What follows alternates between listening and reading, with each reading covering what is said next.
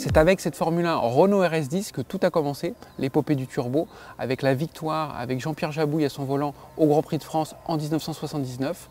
Et après, le constructeur a décliné cette technologie du turbo sur ses modèles de série tout au long des années 80. Voici la première voiture française de série à être équipée d'un turbocompresseur, c'est la Renault 5 Turbo. Alors c'était la Turbo 1 de 1980, là on a affaire à un modèle Turbo 2, un moteur position centrale arrière qui fait 160 chevaux, ce qui explique qu'il y ait ces larges entrées d'air. Alors cette voiture elle fait 950 kg, pour cela on a un toit en aluminium, haillons en aluminium, porte en aluminium, tout l'avant est en polyester, le capot et les ailes, et elle a un 0 à 100 qui est franchi en moins de 7 secondes.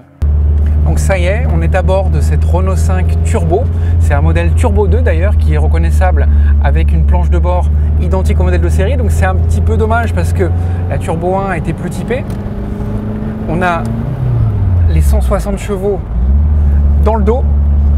Donc un véhicule assez viril à piloter. Donc là on ne va pas vous faire une démonstration de pilotage, hein. On va surtout profiter de la célébration de ses 40 ans du Turbo de Renault pour faire quelques tours de piste. Vous voyez, c'est quand même assez être concentré sur la conduite. Donc, il faut du biceps pour tourner le volant. Puis on a eu l'occasion tout à l'heure de rouler avec un instructeur avec une conduite un peu plus musclée. Donc là, le but, c'est d'y aller vraiment tranquillement. Donc, on a une belle sonorité. On entend aussi la valve du turbo. Alors, cette Renault 5 Turbo a été commercialisée avec une version de 160 chevaux et puis après au fil des développements selon les compétitions auxquelles elle a participé, elle a grimpé jusqu'à 350 chevaux en version Maxi 5 et puis il y a eu également aussi une version super production donc, qui faisait de la compétition sur circuit qui elle a atteint la puissance de 420 chevaux toujours avec ce petit moteur 1,4 litre Cléon, donc moteur qui date de la Renault 8. Donc un moteur qui a eu une belle évolution et là on est vraiment allé au bout de l'exercice avec cette version de 420 chevaux.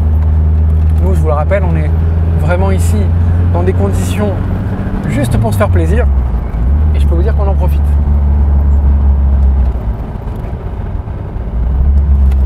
Après avoir conduit la Renault 5 Turbo de 160 chevaux, maintenant on passe aux choses sérieuses avec cette version Maxi 5 Turbo qui en fait 350 et pour cela on va laisser le volant à Alain Serpaggi. Nous on monte en passager pour une caméra embarquée.